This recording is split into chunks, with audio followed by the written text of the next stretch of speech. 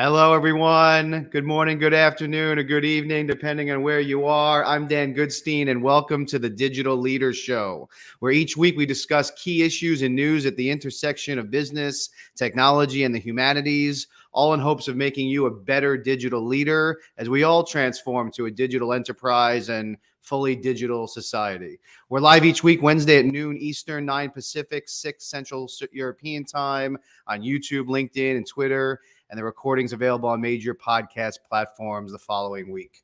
I head up Digital Enterprise Institute and IRPA AI, the Institute for RPA and Artificial Intelligence. My co-host is Carlos Alvarenga. Carlos, remind everybody of your background and why you're here. Dan, good afternoon. Carlos Sarenga. Hello, everybody. I am currently a Chief Research Officer at Digital Enterprise Institute. In addition, I'm on the faculty at the University of Maryland Business School and at Georgetown.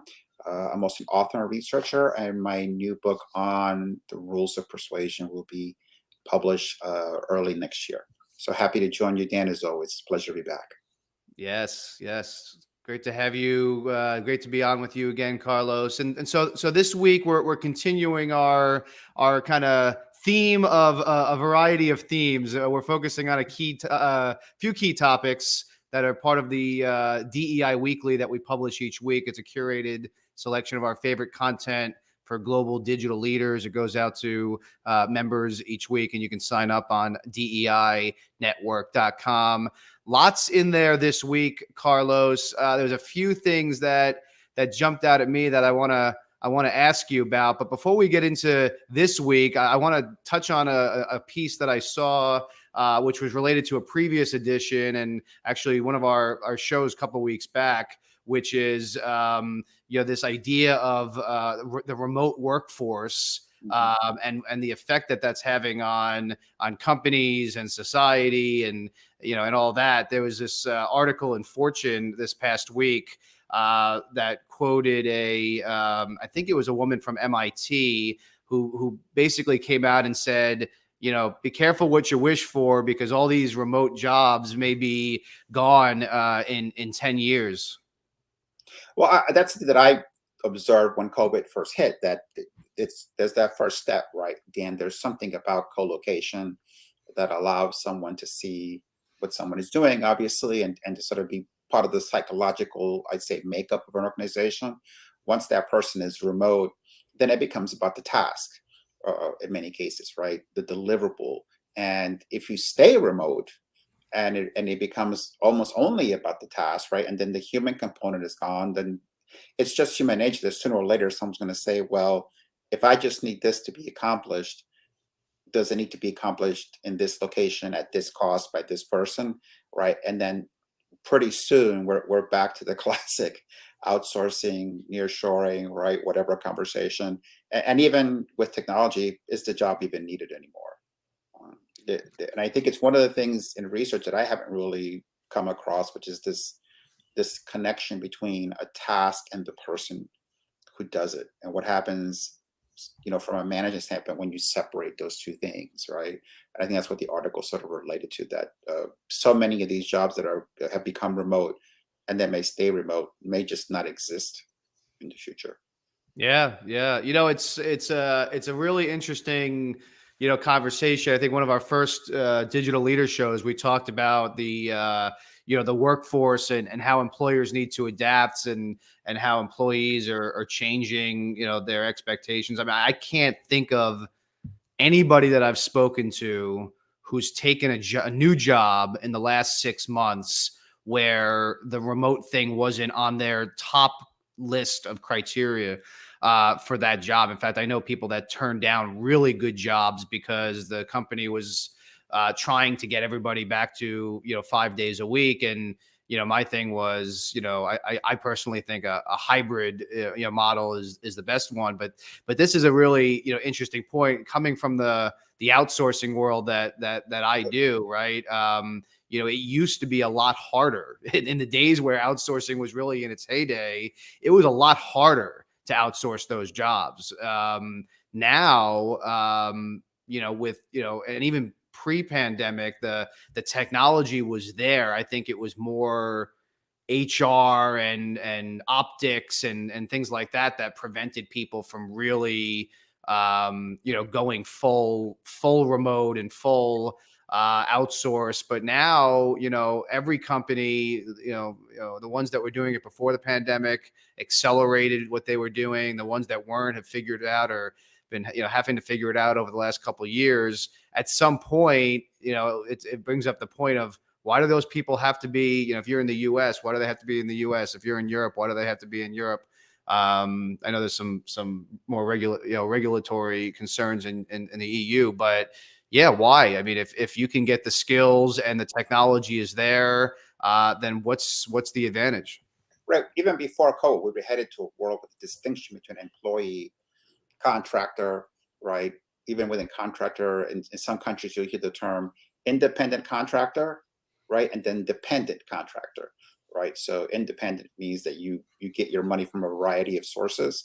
Dependent means that although you're not an employee, you really depend on one company for your living. And so I think COVID just accelerated that, right? The idea of quote unquote the traditional employee having some special status, COVID just eroded that even further.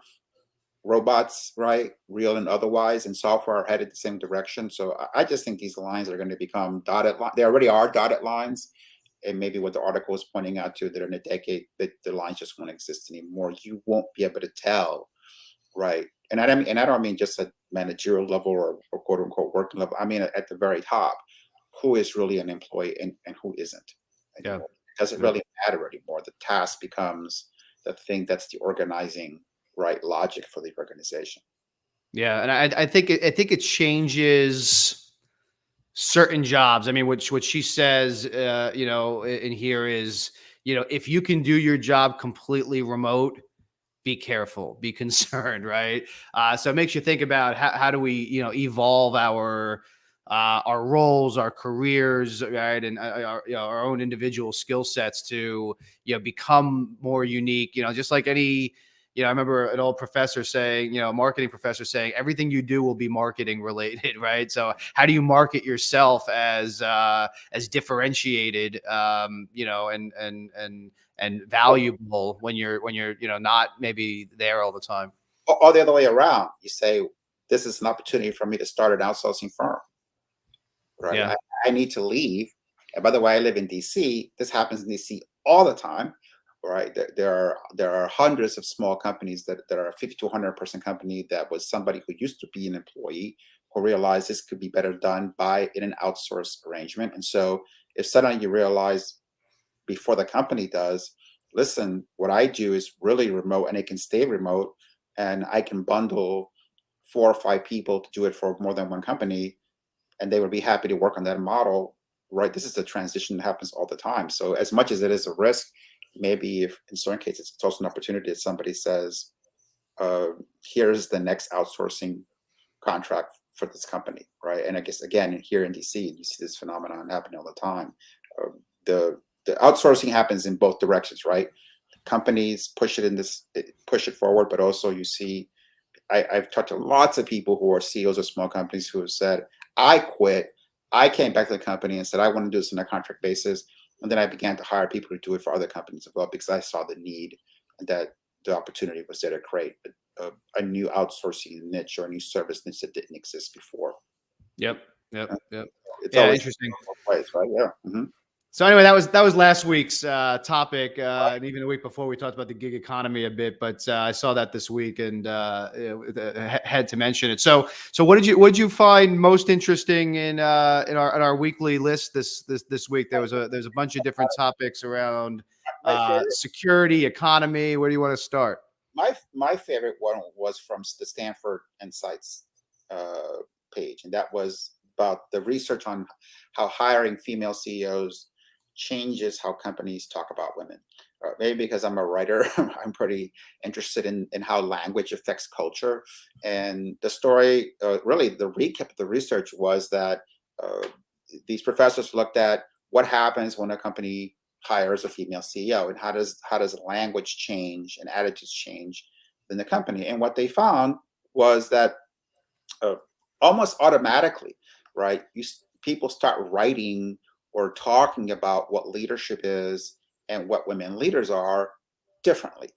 And even to the point of how performance reviews are written and the kinds of words that are used to describe a leader suddenly begin to change without anybody having to sort of formally, right, tell anyone to do this.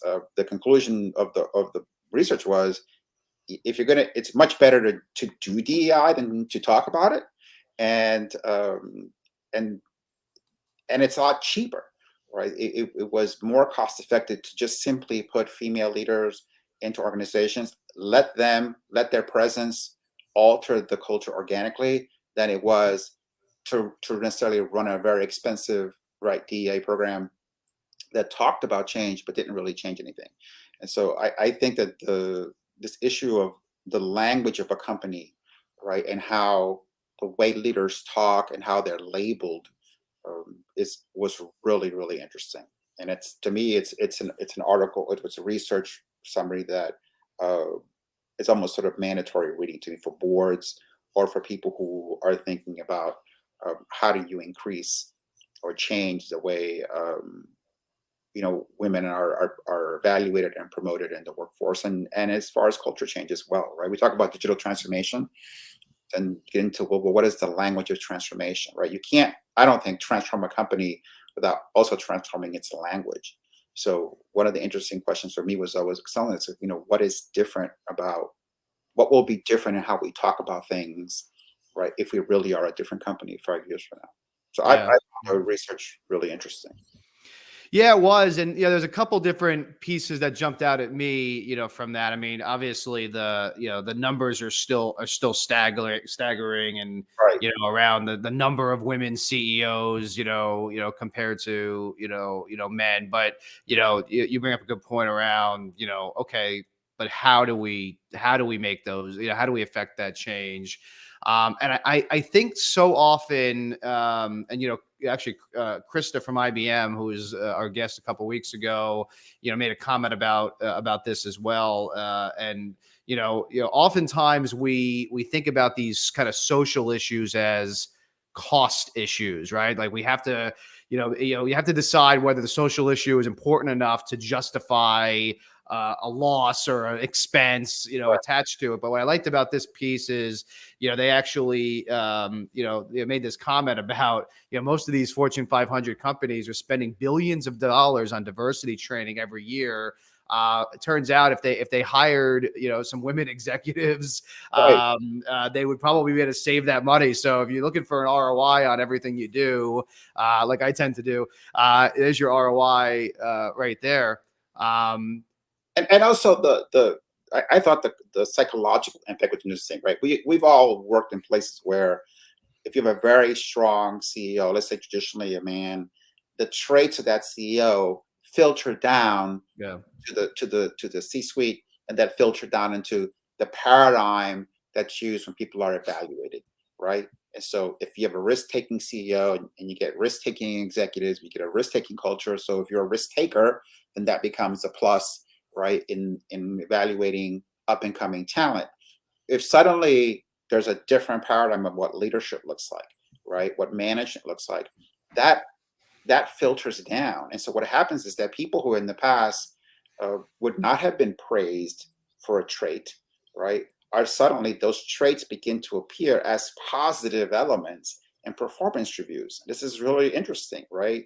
Uh, if you have a CEO and she's more collaborative in how decision making is made, within a year or two, being a collaborative decision maker now is a plus, right? 3 or 4 layers down when performance review time comes, without you having to do anything else. So I think that this phenomenon of the mirroring, right, the character mirroring, if I want to call it that, that happens in big companies from the top leaders all the way down, and we know it's real. That would explain to me why, if you make these changes at the top, that mirroring effect, which may take a year or two to work its way down, will eventually reach pretty much every layer of the organization, right? Yeah. And yeah, so how we talk about things is important, and we talk about being a digital leader. So then the question is, what language do you use? How do you incorporate the language of transformation, right? As you take your organization into the future, and what does that look like? Yeah. Yeah. Huh. Yeah, so it turns out you do have to walk the walk and not just talk the talk, but the talk does help, right? The right the right kind of conversation Well, this helps. article says, "Walk the walk, and the talk will follow." Right? Right, right, Don't right. worry about the talk. Just walk the walk, and the talk will come kind of on its own, sort of down the road, right? Do the right thing, and people will notice it, and they'll start talking about what the right thing is. And that's a much better thing than spending a ton of money on what does the right thing look like when you haven't really done it. Yeah, good point. Mhm. The other thing that kind of jumped out at me in that piece, Carlos, was how they did the research, right? And so, we tend to talk a lot about AI bias, but forget the fact that the alternative is actual bias, right? When people bias, and so they said that this kind of research is very difficult because people don't necessarily share. Admittedly share their issues, their bias, especially when it's a sensitive topic. So what they did here is they actually used NLP, natural language processing, to understand words and their meaning, and really get a sense of the context of conversations within the organization. So they really used all this data to really look at biases in the language. And I think it seems like according to the article, it's the first time that this has been done like this. And in the last year, I've seen a lot of research papers where it's the first time NLP or ML is being used to look at a problem, and it really is a revolution in research because the with these uh, programs that are written by researchers, right? They can look at hundreds of thousands of statements, in finance, in accounting, and risk, and it just wasn't humanly possible. So it isn't really talked about a lot, but within the research community, the fact that you can now analyze millions and millions of statements, right, made by companies, millions of words and statements by companies over decades, it just physically wasn't possible 5 years ago. The insights that'll come from this, I think, are really interesting. And this particular research was an example of one of these, the first time we've looked at use NLP to look at whatever the issue happens to be. So I think that's just another revolution in the way even how research is done because of the technology that's available to these people today that wasn't there a few years ago.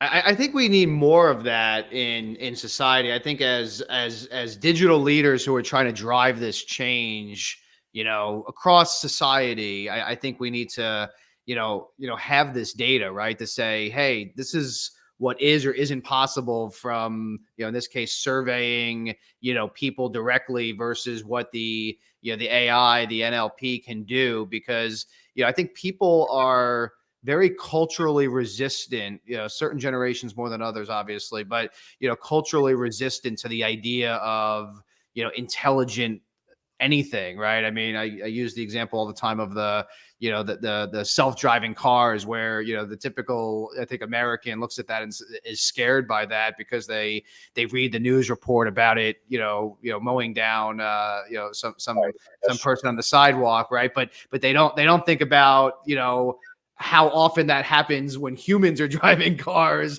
and the statistics are actually very staggering, right? When you say, hey, this is this machine, it's kind of like the airplane theory, right? Airplanes are very safe, but when they crash they make the news, right? So it's talk about bias, right? So look, it's one of those things where we uh, it takes a long time, I think, to get people comfortable with handing over what seems like a human function, right, to a machine.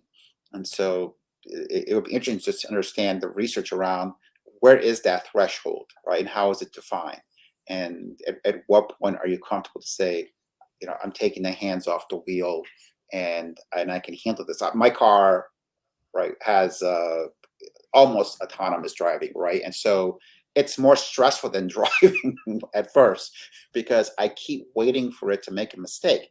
It didn't make a mistake. It took me 6 months to figure it out, but it was terrifying at first because I just was more stressed watching the car drive than I was just driving. Yeah. So, but there comes a moment where you go, you know what?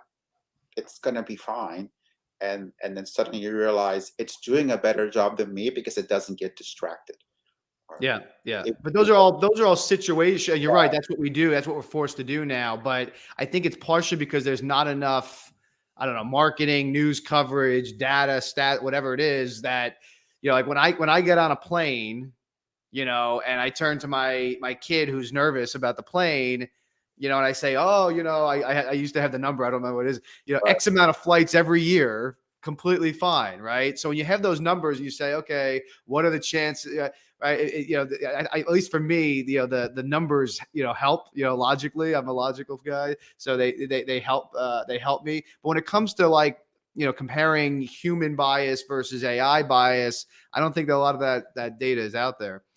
Well, we know that it exists, right? Because machines Produce the don't create machines, right? So it would be impossible to think that a machine that's created by a human uh, wouldn't carry over some of the characteristics of the people who made it. That's been the case, I think, from the beginning of the Industrial Revolution.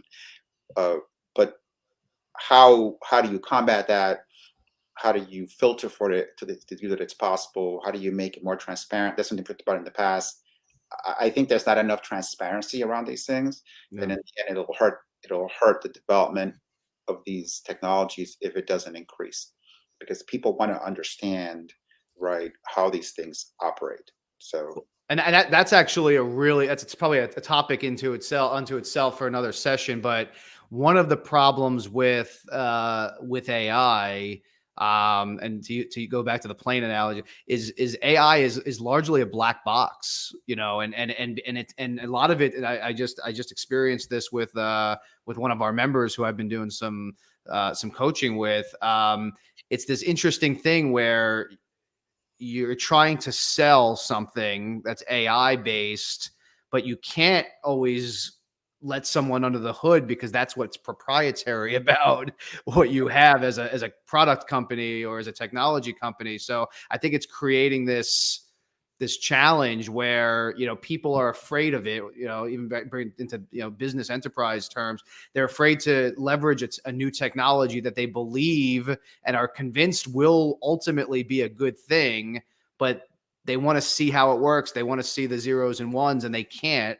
And I, so I always it find it prevents funny. progress. Yeah, I find it funny because it's a standard we don't apply to people, right? So we don't tell somebody, I'm only going to hire you if you can draw me a flow chart that's 7 pages long of how you make every decision. We accept that somehow, right, their brains do whatever they have to do, and the right thing will come out. So we accept the uncertainty of the decision making process and the unknowability. Let's put it this way, right? Or mystery, if you want to use a different term, in people. We just haven't granted that power to machines yet. We won't. We haven't given machines the right to be mysterious, right? The You're, right you're people every day. You're 100% right, and in fact, so much so that if you follow the software automation, the RPA space over the last 8 or 9 years, um, that was a huge marketing challenge. I was in some of these meetings, board meetings and executive meetings with the large automation players, and early on they really struggled. The same kind of thing. They were able to show the results of these things, these programs working, but executives just they didn't believe that it could actually help them. They couldn't visualize these robots working behind the scenes and accomplishing what people were doing. So guess what? They changed the messaging to Mhm. be a human assistant to actually replicate human Uh, activities, and they started, a lot of them started licensing based on an FTE, because you could argue that whether that was not, was the right way to do it or not. But from a marketing standpoint, that's what they had to do, to the extent that they started naming and adding these bots as employees in their systems. it's a remarkable. That's a whole other conversation for a show one day, which is this anthropomorphizing of technology, right? And it's something that there's a long literature about this in physical robots in factories, and how uh, oftentimes they're given human shape in certain ways, right, or given names because human beings just find it easier or less stressful to work next to a machine that sort of has some human traits to them, right, to some extent. And we go back to the car thing, right? There are in my family, we've named every car we've had, right? So we that's one of the big things was like when you get a new car, it's like, okay, what are we going to call it, right? And so um, there's this there's this feeling of this thing is alive, right? Which is funny because we always say that on the EV side, it's what we don't get. We don't have this feeling of that this thing is a living thing because internal combustion cars sort of breathe, quote unquote, right? They had kind of almost lungs and a circulatory system and having a heart, and sometimes they broke and you had to fix them. We don't get the same feeling from a Tesla. It Uh, looks more like an iPhone with wheels. Or, and so I don't know anyone who's ever named an iPhone. I know lots of people who've named cars. Mm. no, but they have named the assistant on the iPhone, and that's Right. not Yeah, an that's accident, right? right. So You're that's personifying the personification of technology, and we do that in all of our work. There was a time where people had dogs and they didn't name them, right? Because they had 40 of them and they were, yeah, shepherding a bunch of sheep or whatever. Now we name them. Now they're in our house. The personification, right? So there's obviously something to that. But I wanted to ask you. You mentioned it's a good segue to the topic, and you alluded to it before, which is kind of the language of innovation, right? I wonder how much of this is you know, I'm always on the line as a technologist, but also a marketer. I'm always back and forth between these terms, and I often have conversations with members on the client side, who are really frustrated or just disenfranchised about the certain terms being overhyped. right. So it brings up an interesting topic. Like, how do you bridge that gap between, hey, maybe if we want to implement a great technology like automation, we have to personify it in order for people to understand it. That's a good thing. Or are we just using marketing spin to sell something that people don't really want? I think language is key. When I worked at a private CXO, association, right, and we had 1,500 of the highest sort of status CXOs in the world, and if people would have asked me, and sometimes I did get asked, what's top of mind, right, to these CHROs, CIOs, CPOs, CFOs, whatever, and I would tell them it's consistently the same thing. It doesn't matter what the function is.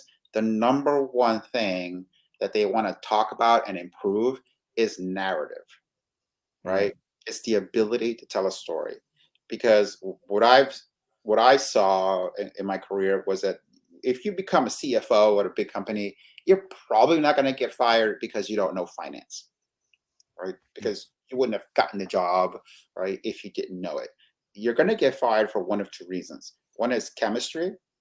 You don't get along with somebody, right, on the board, your boss, your peers, whatever it is. There's some personal thing that doesn't click, or you're going to get fired because you can't tell a story. And especially at the C-suite, you're always telling stories. I say up, across, and down. Right, Yep. up the board and to your boss, across to the rest of the C-suite, and down to your direct report and to their teams. And so this is language is the key thing, right? The narrative that you build for what it is that you're trying to accomplish is critical. And when I've coached people, and I still do coach people, right, privately, so much of it is about how do you talk about what you want to do.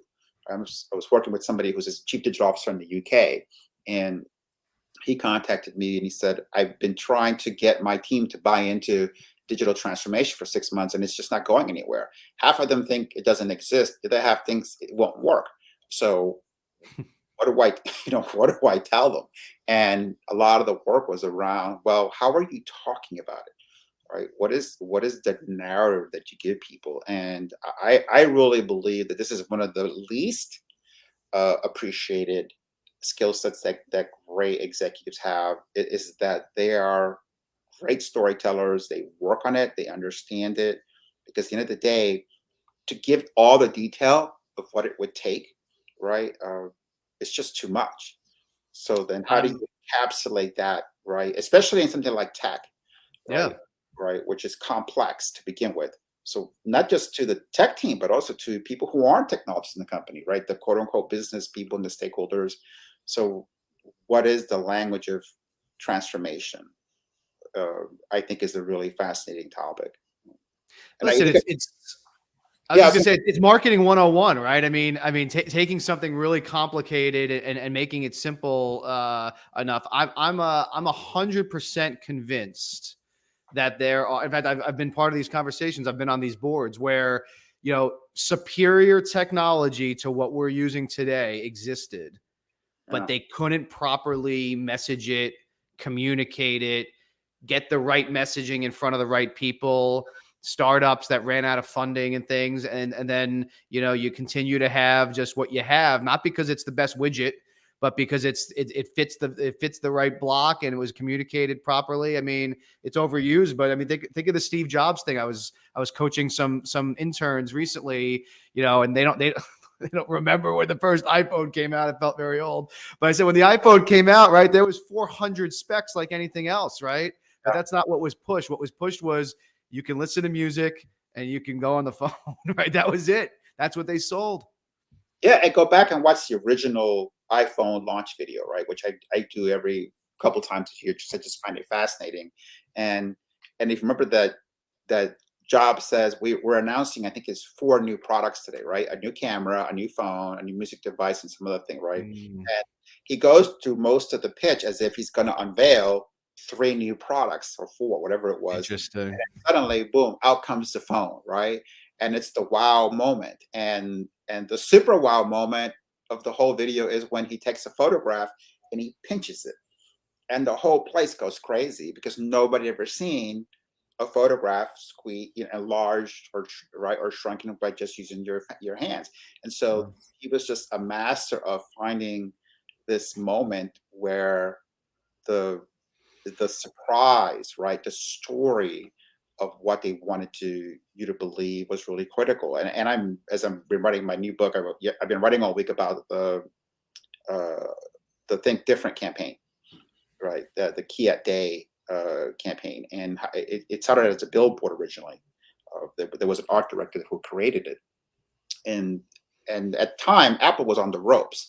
And when the Right. first different campaigns came out, there were a lot of people who thought they were bad. They make fun of them. They said, "Oh, it's fitting." There was one quote that said, "It's fitting that Apple is using dead people on their ads because they're going to be dead soon too." Right? The exact opposite happened. Right? The ads were so crystal clear. They made this wonderful metaphor of buying an Apple is in some way like being Picasso. I mean, think about how crazy that statement is, right? That's that when you go into a store and you buy a Mac, there's some microscopic correspondence between that action and being Martha Graham.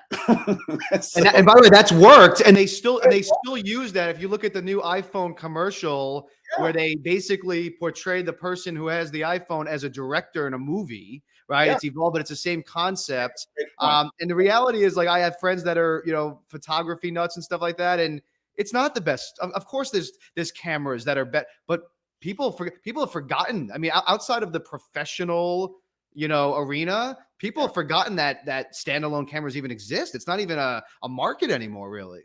But that thought of in this technology, right? There is this human transformation, this human connection that that will exist right for you if you follow us sort of down our road, right? That was the remarkable thing that Apple did in that campaign. And to your point, it stayed, and it's a campaign that's never been equaled, I don't think, in the industry, right? Not even by Apple.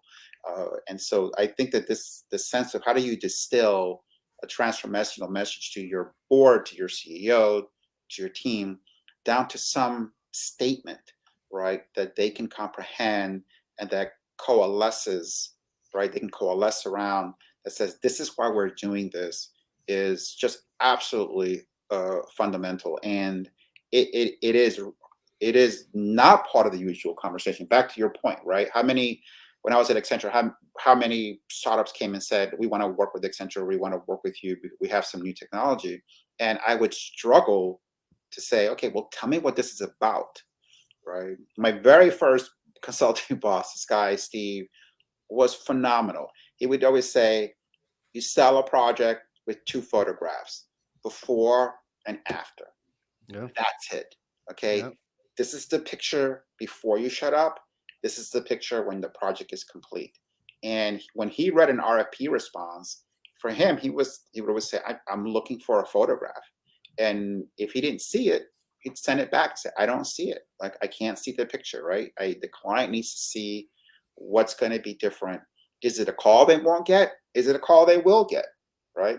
Is it something that happens that won't? Something that doesn't happen that will?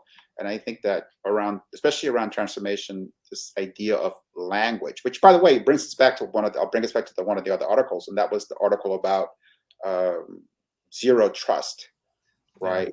Cybersecurity, which is an interesting concept, right? Just to, again, give it the label. I was at a CISO hosting a CISO panel one time, and I asked them, what if you start with the assumption that you've been hacked, period, every day? That there are people sitting in your environment nonstop. What would be different, or what would be different? And what the article sort of laid out was this idea of sort of headed to that direction. Trust nobody, assume nothing is safe, right? And the most interesting part to me was this idea of using these digital fingerprints, right? Where the digital fingerprint isn't looking for a hack, quote unquote. It's looking at behavior, right?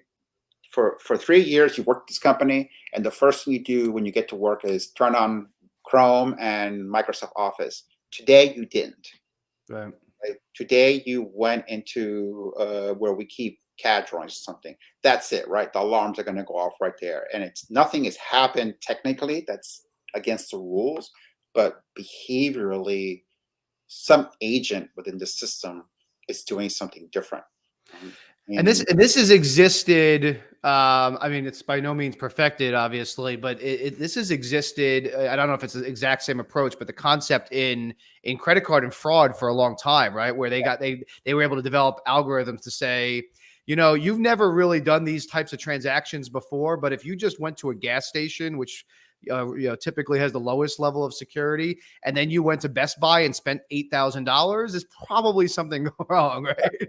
Well, it goes back to the classic, like, as I understand, if I remember correctly, kind of the Israeli security processing at airports, right, where people walk around and they're looking for something that just isn't right, Yeah. something that just seems off. And I think this is almost like digital equivalent of that, of saying, although quote unquote nothing has happened, right? In other words, there's no breach or hack, whatever, by the old definition, there's a problem, because if we start with the assumption we trust no one, then anything out of the ordinary, right, is suspicious. Now, you could say, is that a good way to run? If you're an employee in that kind of organization, how does that make you feel, right? Mm. The assumption of the IT department is that anything you do which seems out of the ordinary signals a problem. Yeah. Yeah. But that seems to be where at least this branch of that world, right, is kind of headed. Well, and I think if you it gets into what you said before about humans training machines, but if you get the techniques right, and this is what's exciting about machine learning, right, is it will make that mistake, but if you teach it why it was a mistake and it learns and gets better, then in theory over time you have less and less of that. I mean, I remember listening to security experts talk about the Boston Marathon bombing.